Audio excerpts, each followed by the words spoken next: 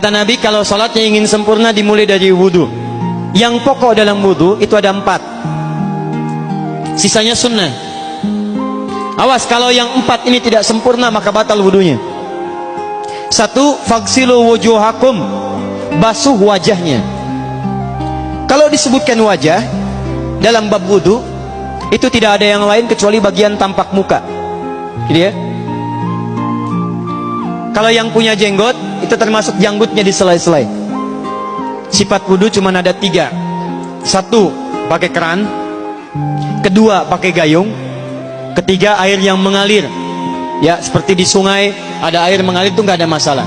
Tapi kalau menggunakan gayung atau semisalnya, Nabi itu diriwayatkan dalam hadis itu sangat menghemat air.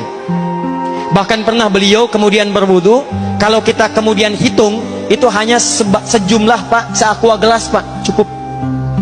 Atau yang kedua, menggunakan keran ya. Kalau sekarang kita ada keran, contoh ini kerannya. Ya. Kerannya agak tinggi sedikit. Dan kita sesuaikan. Ambil airnya. Misal contoh, ghosala.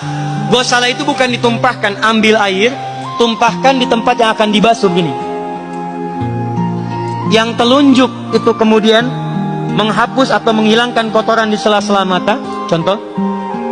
Yang jempol menghilangkan kotoran di sela-sela telinga bagian belakang di sini. Ya. Kalau misalnya saya mulai ambil airnya, kemudian saya tumpahkan di sini. Yang telunjuk membersihkan di jari-jari di sini, di sela-sela mata. Yang jempol kemudian membersihkan di sela-sela di bawah telinga sini. Kemudian selesai. 1. Tahan sebentar ya, ini praktek dulu sebentar. 2. Wa aydiyakum ilal marafiq, ini yang sering keliru. Dan tangan sampai siku.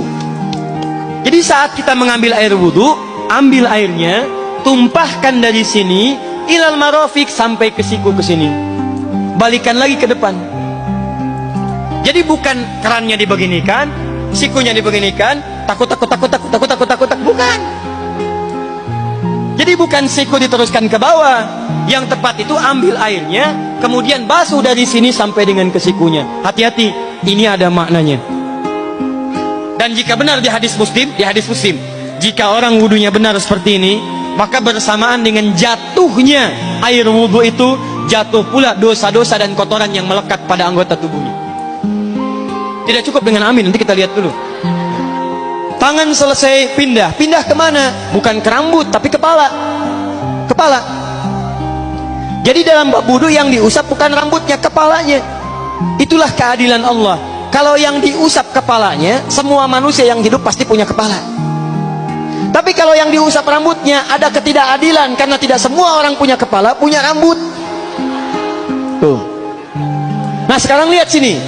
Ketika kita diminta mengusap kepala, bahasanya masaha. Masaha itu begini. Ini saya punten. Bismillah. Ini ya.